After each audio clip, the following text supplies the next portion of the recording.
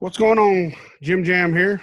We have Carroll, Erica, Jason here on New Haunt Order.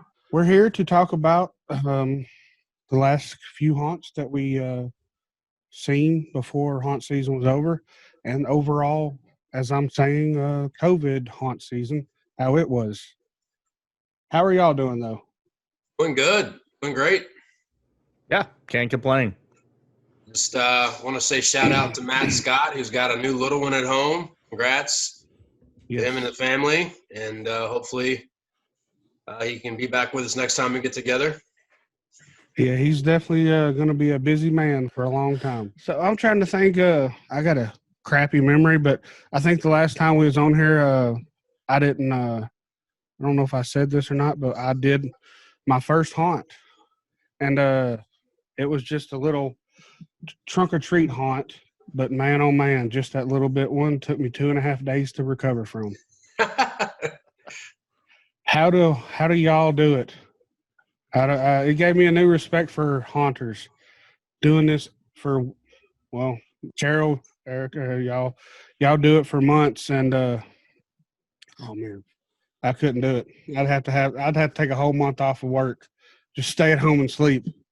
It's hard, man. It's hard work. Yeah. We built that for that team that built that show in Orlando last year in 4.5 weeks. We had 4.5 weeks to build 3 houses, 3+ bars. It was insane.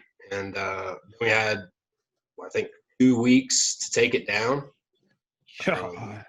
This was in a parking lot of a hotel. So, we had to get in, get out, and throw a hurricane in the mix that was supposedly coming through. So we had to tear everything down that they had started before I even got there, get ready for the hurricane. So that was crazy.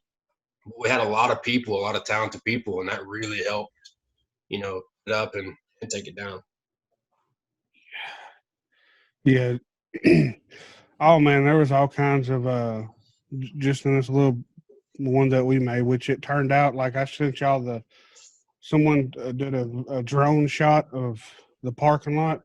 There was a huge line to it. I walked out because we got done. We didn't even get done till like 4:30, so I still had to go get my brother, go get some more things, go get dressed, and it started at 6 o'clock.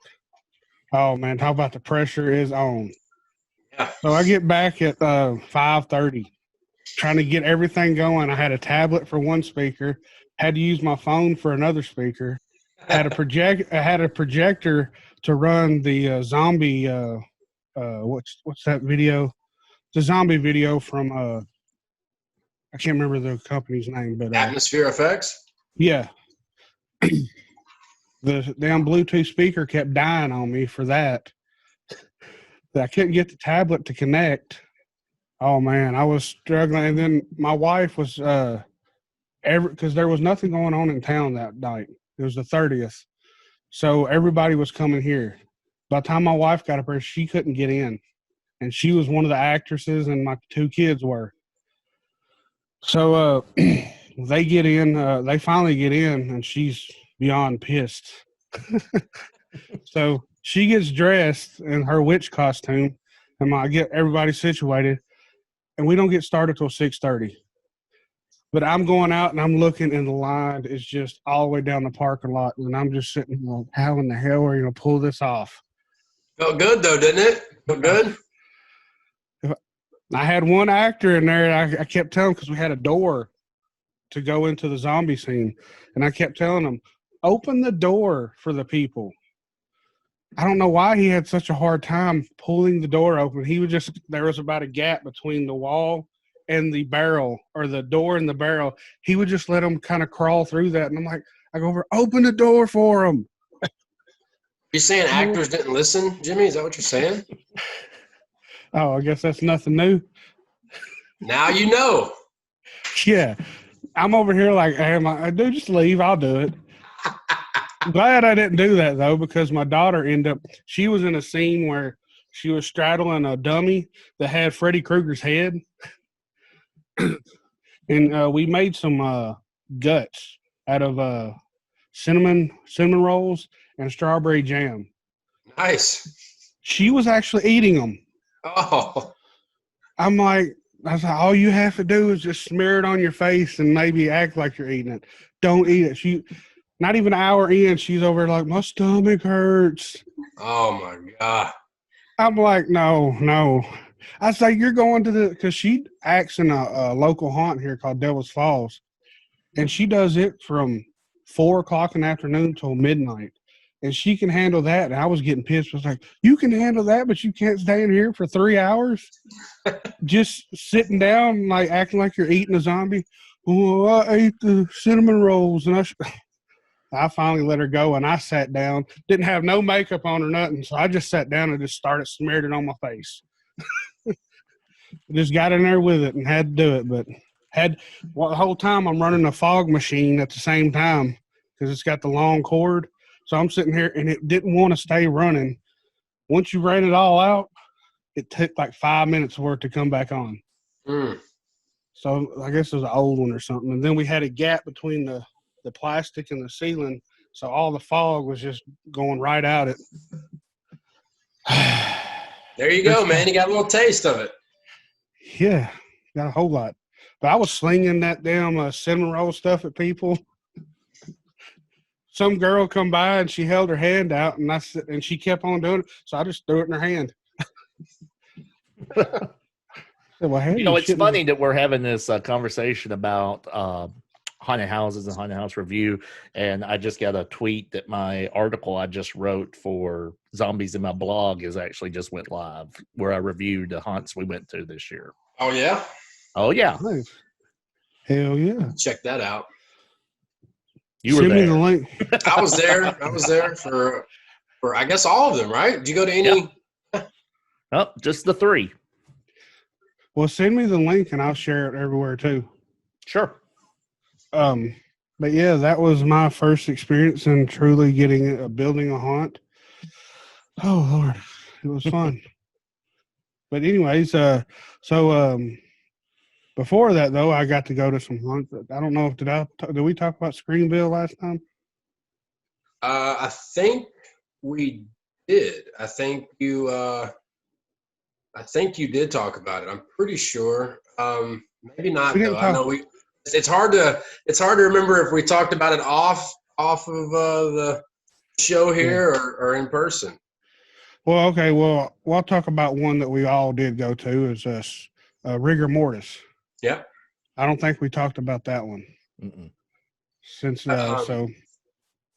Yeah, I really enjoyed it. I thought it was a really good show. For the size it was, being in the location it was, the way it's upstairs, downstairs, and a lot of those older buildings like that, shopping centers are cut up kind of weird because they used to be one thing, and then over time they've had to like subdivide it and rent it out different ways. I mean, Nashville Nightmare used to be like that, going into all those different old spaces. So I'm familiar with that. So that was kind of cool to see that. To be in McMinnville and it was.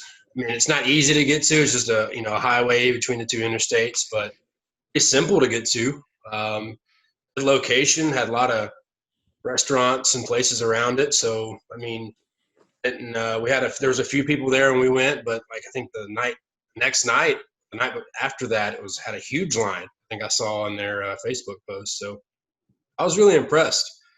Second year shows usually have that much coin. Have a lot of animations, a lot more animations than my second year show had. That's for sure.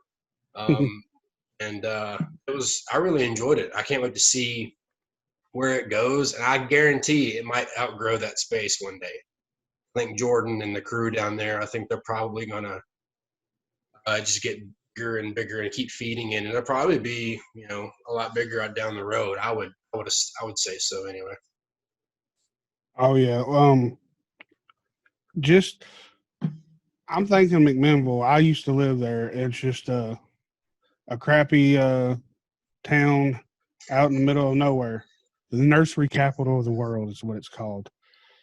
But I talked to Jordan his first year, and he said that really that's the only location he could find closest to his home, because he looked at the place. Actually, the place where I did my first hunt It's an old grocery store. He looked into that, but they wanted like millions of dollars, and they wouldn't lease it out or nothing. Yeah. So he couldn't get in there, but it's a perfect location. Huge parking lot. But he found that spot up there, and I was not expecting what I saw. I was thinking it was going to be crappy, whatever. I go in and I'm blown away. The sets. This man has put a lot of money into this haunt. I can tell. There's no doubt. And I didn't expect it to be that long. I didn't even realize it was 2 stories until we got out. The only thing gripe I had about it was the transition from the first to the second. We went out into a loading dock and had to stand there and wait. Yeah. But he probably couldn't do anything with that strictly because the other people that are around him still have to function their businesses and they still have to be able to have access. But on that, like, it can't really do much about it, I would assume. He commented on something because I let my daughter do a little review on it, and that's one of the things we said. And he commented on it. He said, that's all we could have done with that. Yeah. Because the restrictions out there. So other than that, he did a phenomenal job. One thing I really liked about the show that I haven't seen yet in other haunted attractions was the magic show in the middle of the haunt.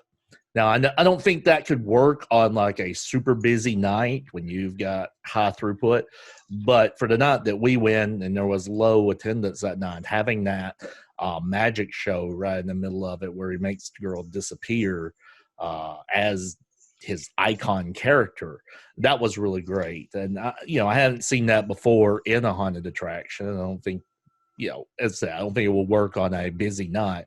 My only gripe with it, didn't mind the going outside and down behind. Could have been themed a little bit, but I know he can't do much. My biggest gripe with was the queue line area. There's just nothing going on out there. If you didn't know there was a haunted house there, if you didn't, the only thing that was out there that was running was the searchlight that was by the ticket booth. You really wouldn't know that there was anything there. And for a lot of haunts, just people driving by and seeing something that catches their eye and they're seeing the commotion, they're seeing stuff in the parking lot, that attracts people over. It's like moths to a flame, and people usually will come in for that, not even knowing what it is, or maybe they just drive by and they go, what's this over here? And then they remember it and they'll come back, and having nothing out there. And he even had a queue line actor when we pulled up who went back inside as soon as we were buying our tickets. So it's like there was no interaction outside. So that's my biggest gripe. Now, he may not be able to do very much. We've mentioned that. There's requirements by the landowners that, maybe he can't have things out there. But anything he can do to spice up that outside first impression that you get from it would be great, in my opinion. I think he's probably limited to what he can do, and also may have some plans, moving forward next season, like, hey, space that's in front of our haunt, we're going to block it off, have fire lane access, but, rope it off and do some stuff in the parking lot. Who knows what he's got cooking up in his brain, but definitely I don't know really what I was expecting. I was expecting a good show coming from Jordan, a guy that really been all about haunted houses and visiting haunted houses, asked a lot of questions, wanted to know. I know he was buying up this and that, different props, and like he gets it, I was really pleased with it. I'm glad that we made the trip down there, and the ticket price seemed to be on point, pretty much anything else. So I enjoyed it. I put it on the top of probably. I put it in the top one. Some of the top ones that I went to this season for sure. Oh yeah, definitely on that. Yeah, it's definitely one that, as people say, you don't want to sleep on, because, like I said, it blew me away. I'm thinking the queue line thing is because he didn't have enough actors, so he had to use all the actors. Because when I was there, I noticed the girl that was at the beginning was in the haunt itself. So maybe that's one of the things it is, which being in McMinnville, I can understand, not a lot of people, maybe they did come and try to be the actor there and they didn't realize how hard it is to act. It is pretty tough. It's very possible. I know Jordan himself was in costume when we went through. What was he? He was in the guy that did the magic show, right, Jason? He did the magic show, and he was also at the beginning when we first walked in downstairs. Right? I think he was being one of the candle men for the haunt. Okay. I think so. I'm pretty sure he did that as well. Yeah. In the night I went. That's saying a lot. I mean, making it work, like jumping in, making sure your business is the best that it can be, and just jumping in your show and making it happen. That says a lot about his character. And sometimes you have to do those things. I remember one time at Monster Mountain, we had the Monster Midway and we had a redneck zombie paintball shoot. And I had sent my zombie home, and out comes walking this people, and they're like, "We got zombie paintball tickets." I was like, "Oh my God." I was like, "Brinkley, I'm going to hop in here, man. I'm going to hop in the suit, dude, and get shot." And I was getting pelted because I was just threw it on real fast, just trying to get it over with, and they were hitting me everywhere. I didn't have pads. I was just like, like just taking it, and I just didn't think it would ever stop. And then I remember just sitting there going, "That was so dumb. I should have just gave them their money back." But I didn't. I wanted to have a good show, and sometimes you got to do that. I say you have a bunch of little quarter bruises all over you, didn't you? Yeah, it wasn't too bad, but it was enough to show them. They showed up on my skin, and there was a few that were worse. But I think the funniest part was Brinkley just laughing. Brinkley knew what was happening. He was like, "Oh man!" So that was pretty good. Yeah, it happens when you send your people home too soon. You gotta get that bullet. I did go to Beast House. I think that was the last one. Then we had to start getting ready for our haunt, so we didn't really have no time to do no more. But did y'all go to Beast House? We did. It was me, Jason, and Matt. I know one thing, with this whole COVID thing, it's hard to get anybody to want to act in it because, the new requirements you have to do now, especially having to wear a mask. I think I went last year, and this year, the only difference is the ending. Did y'all go last year? Did y'all happen to go last year? That was my first time going, was this year. The ending, when you got to the end and it was the chain link fence? Yeah. That used to be completely fogged out. You couldn't see it all. You just had to feel your way through. But I'm thinking maybe, I don't know if they could have it because of all the fog in there, or they just want to change it up or what. That was one of the biggest things that was me and my wife's favorite thing about that was that ending, because you could not see where you were going, and but it was, but other than that though, from the beginning, you got animatronics coming at you this way. You got an actor jumping out of a boo hole this way. Then you got someone grabbing your ankles from the bottom. I'm cussing the whole way through this haunt, having a blast. Then we get kind of halfway through, and it kind of seems like the actors are getting very few and far between towards the end. But that first part, though, oh, Lord, they were getting me everywhere. Hits you fast, right?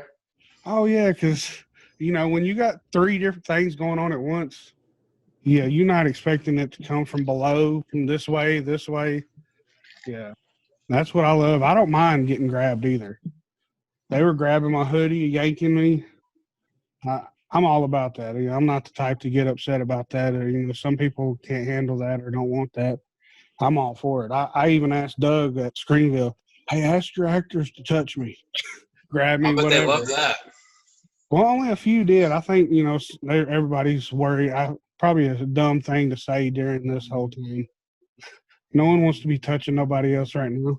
It's probably not the smartest thing. But if you know somebody, it's a little bit different. Some people though, that when you tell them that, oh, they go all out. I'm like, I want them to go all in. Damn it, I'm fine with it. By the end of, I think I already said, but like at Screenville, dude jabbed me in the back of the leg with a chainsaw. Yeah. But I tell anyways, you, I was talking to Doug a few days ago, and I told him, man, just keep doing what you're doing, dude. I said, keep it at it, keep rocking. He said he had a great season. So shout out to Doug at Screenville out in Knoxville Way, because if he gets things the way he wants, man, he's probably going to be somebody we're talking about in the future for sure. oh yeah, he was telling me that when we was there that he's got in the barn, he's got facades from I think the woods. Yeah. So he's got a little piece of the woods up there with him. Hey, man. Yeah, That's dude, awesome. The woods will live on. The woods are all over that state. Yeah, the woods are everywhere, and the woods will always be alive, man. The woods will never die. I'm proud to have a shirt from there. There you go, That's man. one thing I'm glad. I'm gonna tell you this until I get it. Damn it! One day, Death Yard shirt. Dude, I'm telling you, like, you're gonna get surprised one day when I show up with a Death Yard shirt, and it's gonna be a one-off just for you, Jimmy. If it's a 2X, man, I'm gonna lose weight just to wear it. Beast House. Get back to that. What did y'all think of it? I'll let Jason go ahead. We may take up the entire remainder of this podcast for this one. I absolutely hated it. Absolutely. The only thing I liked was the exact opposite of what I liked about rigor mortis, or didn't like about rigor mortis. Where rigor mortis, I didn't like that there was nothing in the queue area. Beast House says it beat. Their queue area was great. That's where the fun ended. It's like once you get inside, first of all, they didn't know that they were a full contact, which, it's my fault. But I think it's highly suspect to be doing that in the middle of a pandemic. I'm sorry. You're not doing any kind of social distancing. It's really a black eye, in my opinion, on the haunt industry, because you're basically saying I don't give a damn about pandemics or anything else that's going on. But that's not the actor's fault. I'm not blaming any actors for this. This is just how it was managed and ran. Is entirely. It did have signage, though. It did have signage put up. It did have signage. Didn't see it myself, but it had some sanitation stations, so I will say that they did have that outside. Go ahead. Yeah. Let's see. I hated the fact that it was the same death metal rock soundtrack from beginning to end. I'm sorry. Whatever it was it some sort of heavy metal version of the Saw soundtrack? But it did not fit the scenes. I swear I saw the same static props 7 times in 7 different rooms that were all in the same row. And I'm like, didn't I just see this already? I couldn't tell anybody anything because I couldn't hear anything. And then they made 100% sure that all my auditory and visual senses were completely negated the moment you went down the hallway with the clackers, like 7 of these things all over the hallway. And let's just throw 3 or 4 strobe lights in there at the same time, just to give them complete sensory deprivation.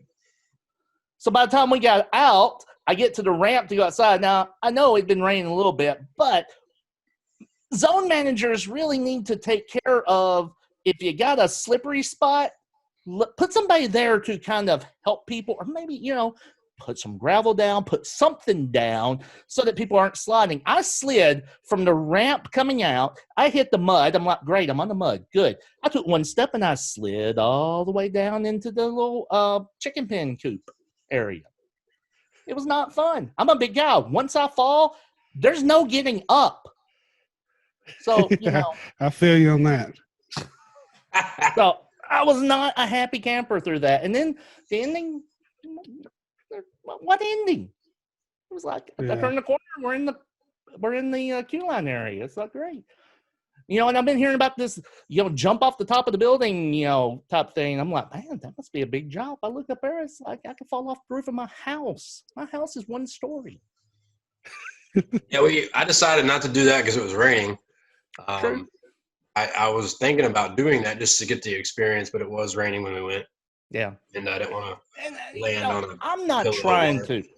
I don't mean to beat up on a haunted attraction, especially one that opened up during this pandemic and everything, but there's so many things that I feel need to be changed there. And I mean, the audio thing was just huge for me. I guess it's because I did all the audio stuff for, I've done audio stuff for Monster Mountain, did audio stuff for Death Yard, I did audio for Nashville Nightmare, and you got the same blaring music throughout the entire hunt. The best part of Beast House was when the actor Matronic came out and pinned Carroll into the wall. That was the best part. Oh, and the second one was when he got the toilet spit water on him. Oh, man. Then he moved out of the way, and I was like, what are you talking about? And then I get hit. I see this rat, actor Matronic, and I'm looking at it, and I'm like, is that thing working? I'm like peeking at it, and it just barrels out and just pins me right in the chest against the wall. I was like, oh, damn it, man. And so then Matt Scott's behind me and Jason's behind him. Matt Scott, he stiff arms it. So I was like, damn, I wasn't expecting that. And then this toilet just comes out of nowhere, the full stream just right in my face. Oh, damn. I mean, like water all in my mouth and my eyes. Was not ready for that. And it would have been great if I heard him saying, hey, watch out for the toilet, but I was already deaf at this point. The toilet got me. It was quite a bit of, it was a nice stream going on. It was a Jimmy Dugan stream, if you know what I'm talking about. League of In Their the Own. face. That toilet was straight up just letting it fly.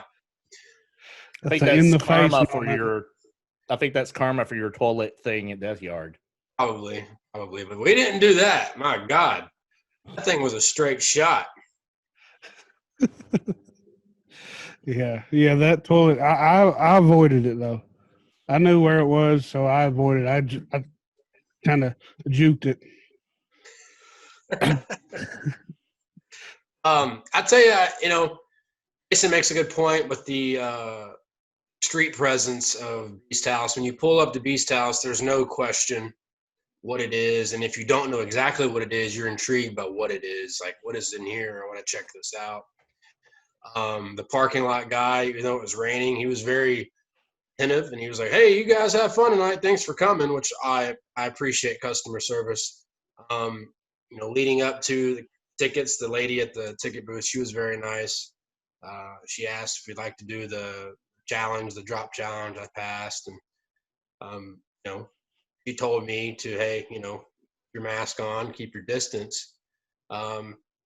Regulating how, I know it's very difficult, has to be very difficult, regulate how customers are acting, especially if they're under the influence. And COVID just created a whole different can of worms. And depending on what county you were in and what city you were in, it all was different.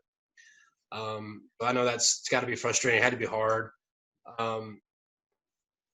Right off the rip, we walk into Beast House, and two of the better con actors that I've had the pleasure of working with were out front, letting people in, and that was kind of cool to see them. And then, but once you got inside, it was very repetitive, very loud, and a lot of air blast and things like that. But like I said, I'm not a part of their creative team. I don't know exactly what they were planning or what they could and couldn't do because of COVID. I know COVID's a weird time to really bash anything anybody's doing because, like you said earlier, Jimmy, luckily they were just able to open. Being able to open. There's a lot of people that weren't able to open, that couldn't open. And I mean, I know that I was supposed to be in California, doing the Dark Harbor Queen Mary, and then COVID said, nope, not happening. So, I mean, Beast House was Beast House, and they do what they do, I guess. It had a little bit of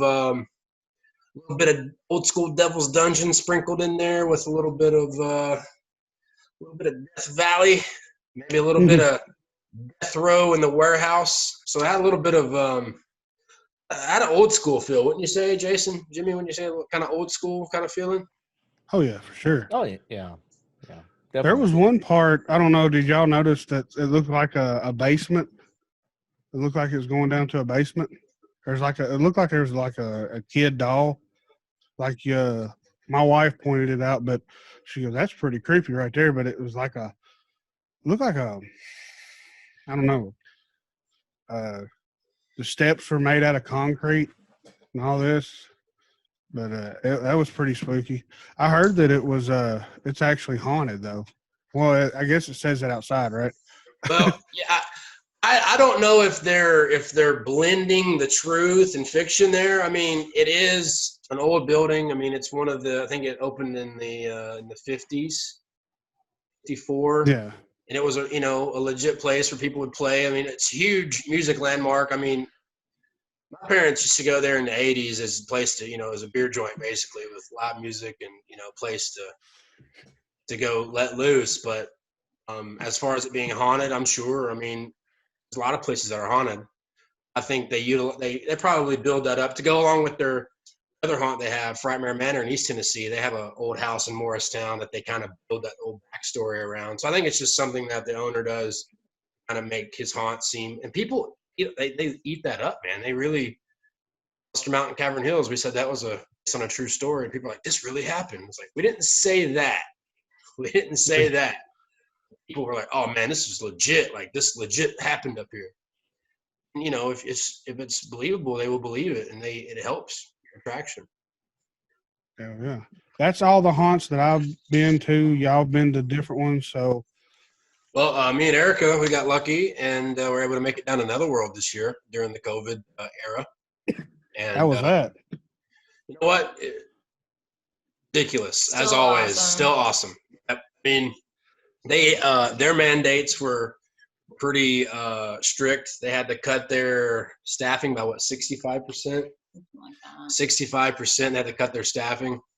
Damn. They had people throughout the attraction with signs that said 6 foot apart, and they'd flip it over. It said, wear your mask.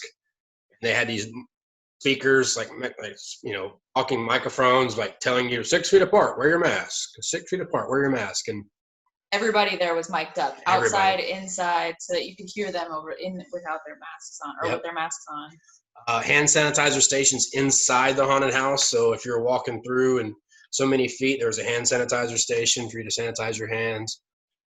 Inside, outside, monsters masked up, employees masked up. Like, there was no doubt you knew there was a pandemic going on, and they went above and beyond. They had like holding stations if you got there too early, and like whatever. Like Time ticketing. Pens. Yeah. But it was done really well, as usual. I mean, for them to put on that amazing of a show during a pandemic. Took your temperature when you walked in. It was top notch as always. Do they incorporate the mask really well with the costume and all that? Oh, yeah. And the ones that it didn't take away from, the character, Right. So like, The robot. yeah, the robot was my favorite part. So, Oh Lord. so there was this female robot, like android. She had like a human face and like this android like head. She looked great and had like the suit on or whatever. This guy was sitting at the exit of the first show, and he had his mask down below his mouth. Well, it's the bullshit because the shows continued through. There was no. And so this guy had his mask off, and she comes over like towards the group, and she was like, "Put your mask on." And he was like, "All right, my bad." And so he like does something like half-ass, puts it on, and she's like, "Over here, no, is moron." I was like, "Oh my god, that was great." She straight just called him out, like she was glitching, like she was like an android. It was really good. Really So good. she played the android well. Yeah, Yes. she really did. She really did. Yeah. Hell yeah. Yeah, I would have loved to have gone, but we ran out of time. And Well, they're open this weekend, man. If you get a wild hair, I want to go down there this weekend. Amy, Netherworld's open this weekend. You want to go? So we might go. Hey, There you go, man. I might have to trigger the anime or the android lady just to get called a moron by her. Might get my ass whooped. I don't know. Hey, stop. Hey, you might. They don't play around down there, man. Yeah, might get body slammed. All right, my Chewini's going nuts over there. Stop. Yeah, my chat is saying there's someone behind JImJam. They clipped it too. We also went to 13 Stories, which was also in the Georgia area. We were going to go to 13 Stories because we thought it was still in Kennesaw, which was on the way down. They had moved. I don't even remember what town they're in now. But we went there, and was what, $15? Yeah. $15. And I'll leave it at this. Maybe Erica can add. If I would have paid more, I probably would have been upset. But we paid $15 during a COVID deal, so I'm not gonna say too much else. But I was expecting more out of that one. I will say that. I mean, when you walk in and the first actor tells you all the other actors have quit, like, you can't really expect much. Oh, that one guy was like, "You ain't got to wear your mask." Oh yeah, that was an outside actor told us that, and then the first actor on the inside of the house says, "Don't worry, you're not going to get scared. Everybody who worked here quit." Wow. I was like, "Oh man, this is okay. So glad we drove here." Wow, that's insane. I've been got to the end. It was pretty terrifying. The Porta Johns are probably that was the scariest part. Those things, I've seen some Porta Johns that will make you on your knees and pray to the Lord. But these were something else. They did not take care of them. They did not have them serviced at all. It was pretty rough. Yeah. But we also went to Avondale Haunted Barn. Yeah, which was really cool. It really was cool. It was more than I expected. Since it'd be what they call a boo barn, it's expecting it to be a boo barn. It was not a boo barn. It was actually very well thought out, very professional. Yeah. In my opinion, almost too sterile looking. Like it just seemed clean. But I think that was their style. I was just expecting like black plastic, and it was not. It was not. It was done very well. And we went up there with the Frightworks crew. They invited us up there on our way back up from Atlanta, and we got to go up there.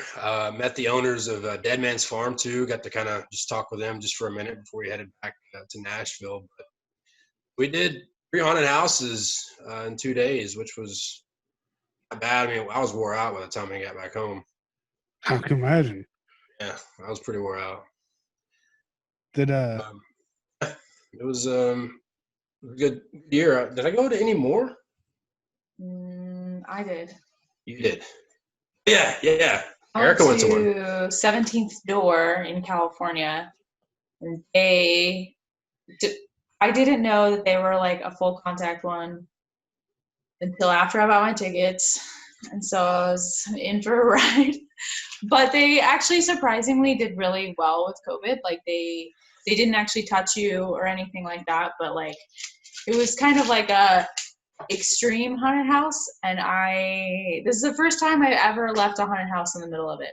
Like I had to leave. Yeah. And I just couldn't do it. But they like shock you. They shoot you with like rubber pellets.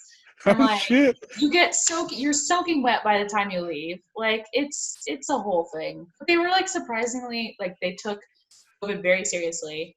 And like when you got there, they put you in pens with your group so that you're not interacting with other people while you're waiting in line and stuff. And then they have you line up. They spray you down with like hand sanitizer, and then they make you put gloves on that they give you, that they're like disposable gloves. Make you put disposable goggles on. And then every like room you enter, you stand up against the wall and you have your hands out in front of you so you're not touching anything. And then every couple rooms they'll spray more hand sanitizer like on your gloves. Like it's crazy. They were like very serious about COVID, but it was still something I couldn't finish. Is it just because the whole sanitizing thing, or Just No. I got to a room that involved suffocation, and I had to oh, leave. that's Golly. understandable. I don't want to give away too much of it because there's a lot that doesn't, like, I guess, change. Or Are you sure that was a haunt or a BDSM club? This is a haunted house.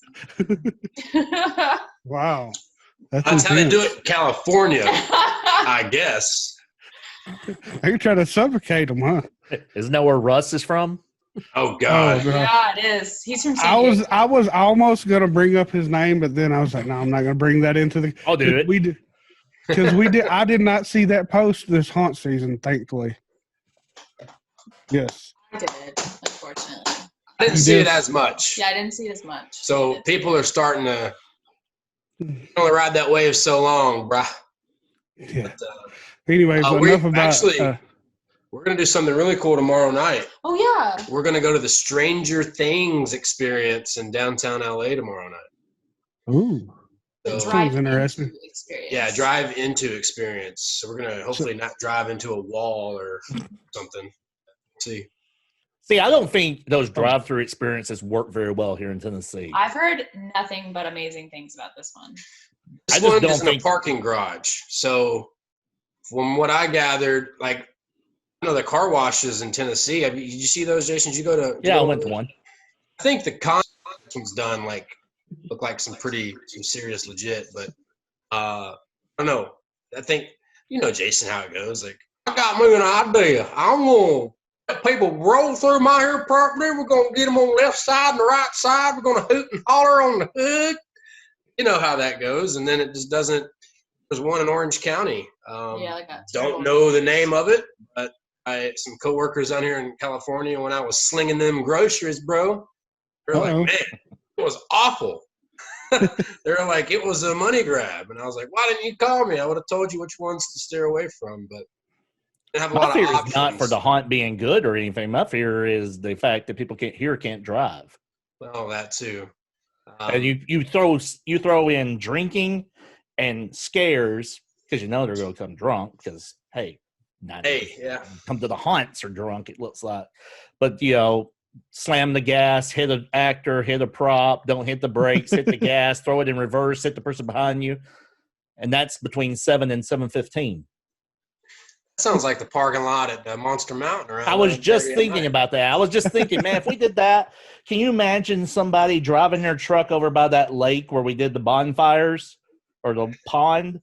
I mean, people drove into that. Somebody and it did wasn't drive even into that. scary. Remember? Oh yeah, I remember coming down there and it's like, what happened? Somebody drove their truck in late, and when you see the pond over there, and all you see is the lights of the truck down in the water, just shining up. Yeah, Snake Man called me and said, I ain't gonna believe it's bullshit. Oh, hell yeah, Snake Man. Snake Man. That dude floored it right there. Ricky, Snake Man's stepson's like, hey, what you doing? And he took off, jumped that pond, and landed a brand new Chevy HD right in that thing. At least he had his girlfriend- lights on. Huh? At least he had the lights on. Hey, at least he had the lights on. There you go. Easy to find when they towed that bad dude out. Uh-huh. Hey, everybody listening. One day we'll get the elusive Snake Man on here. We'll have to have Carroll for sure to translate. Hey, as soon as I get it back to Tennessee and stick there a while, I'll see if I can get old Snake Man down, and we'll do a Snake Man thing. It's kind of quiet and shy though, so you got to get him warmed up. It may take a minute, but yeah, we're gonna do the Stranger Things experience tomorrow. I think pretty much. Do you think they'll let you record anything? We don't know. It's gonna be from inside the car, so we don't really know the rules. I have the rules. They were sent to me today. Oh. I just didn't read them yet. We don't know. We'll see. I don't see how they can sit there and tell people not to film from inside their car. I mean, people are going to do it anyway. Yeah. But, Oh, that'd be pretty cool. I just want to see how it is. It sounds like it'd be pretty fun. yeah, I'm not a huge Stranger Things fan, but I'm all about seeing how different experiences and things like that and see how things are done. I'm all about that too. So we'll see. Oh yeah, it's awesome that they're actually still doing stuff there, and It's going to run through the spring too. No, I think it's through December. They opened it October 28th. So I think I don't know where I may have dreamed that, but I think you dreamed it. maybe I dreamed it. But if it goes well, I'll be surprised if they continue it because that's how they was. The Joker is all about making money. I don't know from working with a haunt this year. I was able to work with Frightworks in Knoxville, help them do some set work. Left them before the season. So from what I heard from them, the COVID regulations went over very well. Did I don't really know if last I heard from him, they were doing busier numbers. I know Doug was doing more numbers. A lot of haunted house people that I've talked to across the country are doing better numbers. Yeah. Obviously with time ticketing, which if you didn't do time ticketing this year, you missed out because this was your opportunity to start implementing that because of COVID. And I think people realize with time ticketing, it makes crowds a lot easier to manage. Yeah. And I know in Netherworld, we did time ticketing and, it was done very well. If you showed up early, sorry, you're over here. Yeah. If you showed up this time slot, you're over here. Like they had different points for you to, for people that you had If you were 15 minutes early, Yeah. if you were 30, yeah. So would you say time ticketing killed the Congo line at? Well, I don't. Depends. So it really depends on the layout of your show. Like conga lines necessarily aren't because you're busy or because of this or that. It could be an actor that's stopping them, standing in their way, or making sure that they say this entire script that you told them that you wanted to read, but you weren't specifically, and telling them, hey, you don't have to read the whole paragraph. So there's different reasons for conga lines, right? But when it comes to the way your show runs, you can manage it easier when you're only doing a few thousand people compared to doing 5,000-6,000 people all at one time. And then usually those people show up around 7 and 8 o'clock. You're like, and then you have to get those people filtered through in a short amount of time. So time ticketing is going to help. And I think if you've never done it before, this was your first taste of it during COVID. And I mean, even the movie theaters before they shut down, you had to have, all right, you're going to sit here, here, here, and here. And I hated that at go to the movies and go, hey, I'm get a ticket and meet us at the movies. You have to go, all right, who's going to the movies? It makes people more accountable, and I love accountability. And if it makes the customers more accountable, they have to show up at this time. And the big picture, their show is going to be way better for them because they can experience it a lot better. So with that, what I was getting at is haunts numbers were up, ones that were open. And if they weren't up, they weren't necessarily down. I haven't heard anybody that said they had a down year. And some haunted houses, I think, were busier than they really thought they were going to be. And I think everybody wanted an escape. I guaranteed. And the last election year, 2016, was a huge year at Nightmare. That's the last year that I was fully at Nightmare. And I remember that year, lines were just crunching in on me, and I couldn't even put my hands up. I was pointing people like this, like where to go, because there were so many people. And that was an election year. An election year, it used to be people were scared to spend money. I don't know if that's the case anymore. I wonder if haunts could have went a couple more weekends with the way things are going with all this craziness. People would probably be like, yeah, I'm tired of hearing this. I mean, I don't know. If I was an actor at one of the shows, like Nightmare, having been open 30-something days, I'd probably be wore out. Yeah, that's true. That's a lot of days to be rocking and rolling, and especially most of them probably that's not even a full-time job for them. That's just their part-time job. Yeah, and you got to work a full-time job too, so that's hard on a lot of people. That's 7 days a week working. I mean, not every haunted house is like a Horror Night, so they can have 2 staffs per show, work an hour, off an hour, work an hour, off an hour, however they do it. That was insane. I'm glad that I got to see that, because when we was walking through Halloween Horror Nights that year, I noticed they all had robes on, and someone would, and they had 2. I was like, man, it must be nice to be able to have that many actors. Yeah, I mean, Orlando is a huge honey hole for that kind of stuff. Kind of like LA. Everybody wants to be. Well, what does he say in Pretty Woman? What's your? How does he say?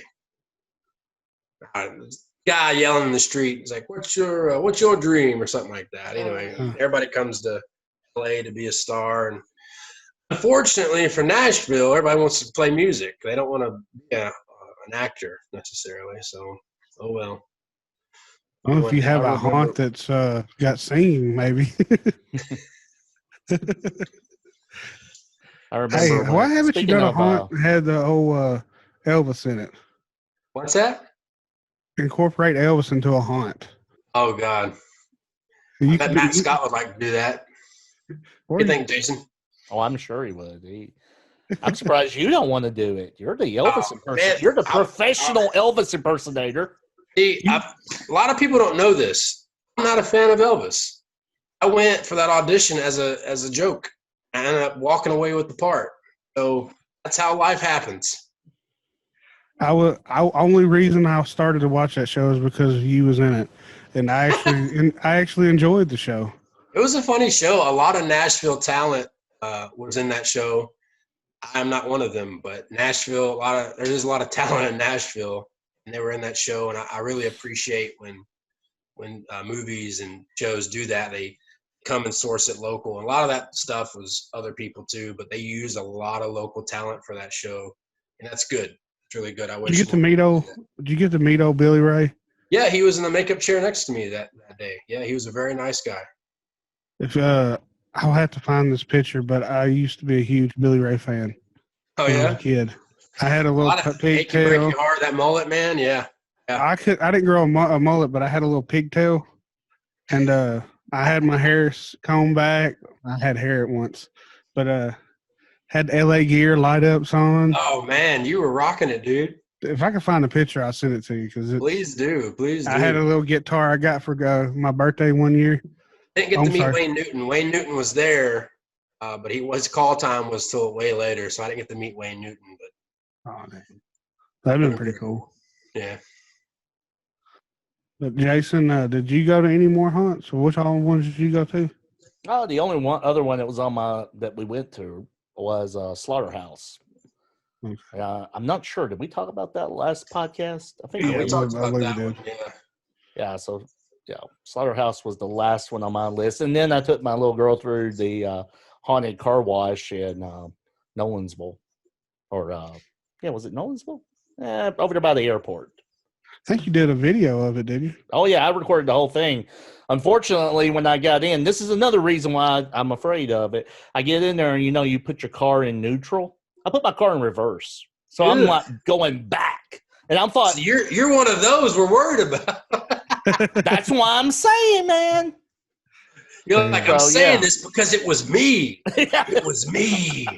So yeah, I ended up going backwards. Beetlejuice was coming at me, and I thought I was in neutral, and I was actually in reverse. So I'm like going backwards out of the thing. Luckily, nobody was behind me. But oh my goodness! And then when I get out, they're like banging on the front of the car, and I end up running over one of their cones that they had set up outside, because evidently they set it to get you. They set it to get you. You got a friend. Oh yeah, she's one in love. They said it because they want you to follow that way out to the road. Unfortunately, they made the lane too small. I guess I was one of the first cars through that night, so the lane was extremely small, and it didn't help that I had people banging on my car and distracting me, and I ended up running over one. And I was like, did I run over one of the actors or something? Because they were like, stop. And they were out there like tugging at something underneath my car, and I'm like, what if you did run over somebody? I mean, that's that's what I'm saying, that kind of worries me. And that was at a car wash where they, for the most part, you're on a little track that's taking you. It's like a people mover. It's been a weird year. People got creative. I always love people being creative. I hate when people bash ideas right off the rip, because I've had plenty of those ideas that people thought were crazy. Also, if you have an idea, make sure that it's safe and not just some money grab. I'm not a fan of money grabs, and I saw a few of those this year, which is sad. And had a few people reach out to me saying that people were like, hey, you can be a part of this, but if we get people, we'll pay you, but if we don't, you're just working for free, and that's not cool. Shame on them. That sounds terrible. Yeah, that happens, man. So I think some people out there were taking advantage of the COVID and knowing that other people couldn't open. They're like, oh, well, so-and-so can't open, so I'm going to open this up and just get all that money and then dip, and that's not cool. Yeah, I'm a big fan. I don't believe any haunt actor, unless you're doing like a charity haunt or something like that. No for-profit haunt should be pulling out actors or not paying their actors. That's just something deep inside of me that if you're making a profit, you need to be able to split the profit up with the people that are actually doing someone to work for you out there. You may be the head person in charge, but you couldn't do it without them. So they need a little kickback in pizza, and it's not payment in my book. Yeah. I remember Monster Mountain used to be, you got prize money at the end of the night if you were the scariest. I think like first, second, and third. You got pizza and then Fago. Yeah. We it was at that time though, that's kind of what haunted houses was, But Monster Mountain evolved, and as you evolve, take care of your people, which a lot of people do, but there's just some bad apples in there, and that happens. It's across the board. So yeah. People that give the haunted industry a black eye, it's not good. We're constantly having to tell people we're not what you think we are. We're not devil worshipers. We're not going to ruin your building. And it's just the craziest thing that we hear, which is a part of it. You have to keep battling. The one thing that you were saying though about COVID during haunt season is the time ticketing. You think they'll incorporate it more, start doing that more often because they see how well it went? I think they should. I mean, if you're always had this dream, and I say we is me and this other guy I used to do haunts with. We used to talk about how easy it would be if we knew we were going to have this many people this night, this many people that night. We knew how many people were going to come. It'd be so easy to process them. Except people just want to all come in, the 2 Saturdays before Halloween or the Saturday before Halloween and get all pissy like, I waited 3 hours. This was awful. You can fix that, right? So make it like a concert. So, think about it's 1982. AC/DC comes into Nashville. They sell out like that. Well, guess what? We've added a second night, Saturday, AC/DC. Boom, it sells out. All right, due to popular demand, we got a third night. Boom, it sells out. Well, after 3 nights, they're probably like, dude, we got a dip. At haunted houses, if you got a really good haunt, really good show, people want to see it, well, you could do tickets that way, and that's how you get people to show up on a less busy night. Well, we can go on a Thursday. It's not as busy. Or a Sunday. And that's how you can get people to show up you start evening it out that way with time ticketing. It benefits you as a customer and you as the show owner. Yeah. I think there is a double-edged sword with time ticketing, and that's if you don't follow it, you're going to anger your attendees. That's too. That happened in Netherworld. People would show up, and they were saying, people would show up, and they were like, "Listen, this is the deal. You give yourself a little wiggle room. You can't sit there and max yourself out. And go, well, I can sell X amount of tickets. I'm going to make sure I can sell that X amount of tickets. Give yourself wiggle room because there are going to be people that they just don't pay attention. They go through life acting like it's their show and their way or the highway, and that's just how people sometimes they are. That's how they're raised. That's how they've always been. So leave yourself some wiggle room because those are going to happen. Or some people go, hey, I thought I hit the 10 o'clock slot or accidentally hit the 7 o'clock slot, whatever. So, there is growing pains for sure with time ticketing, and I think this would have been the good year to get the seed planted. But if you didn't, no big deal. You can always still start next year and just say, hey, it's the way it's going to be, The time ticketing about the like when you're saying sold out, I think that kind of helped too. Like, oh shit, sold out. Hell, they're selling out so many times. It must be a good show. Yeah. I think that would help that too. I think a lot of that is a marketing. Yeah. Marketing, like, we are sold out. We are almost sold out.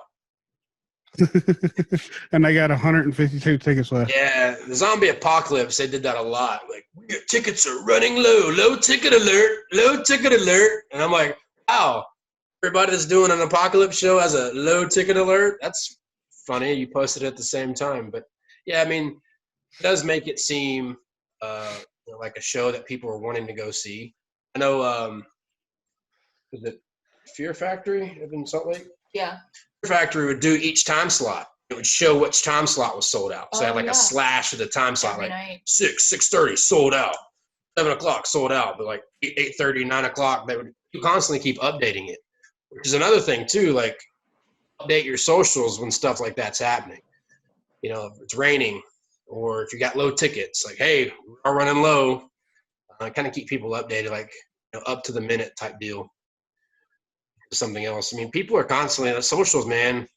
That's where it's at. People are constantly checking those, and you still got some people that call the 1-800 hotlines and all that too. But Hey, if y'all are into it, got new Haunt Order shirts. I still got mine, man. I should have wore mine tonight, but still got it. It was on the table. I threw it on. It's perfect. But yeah, you can get that. I'll put that in the link below. Yeah. I also want to go ahead and give a little plug for this Tennessee Horror News Whispers in the Walls book. You can get that now. It's 8 original ghost stories by some awesome writers. Yeah, so pretty proud of that. You know, that was 7-8 months in the making or longer, but it actually was accomplished. Congratulations on that. I appreciate it.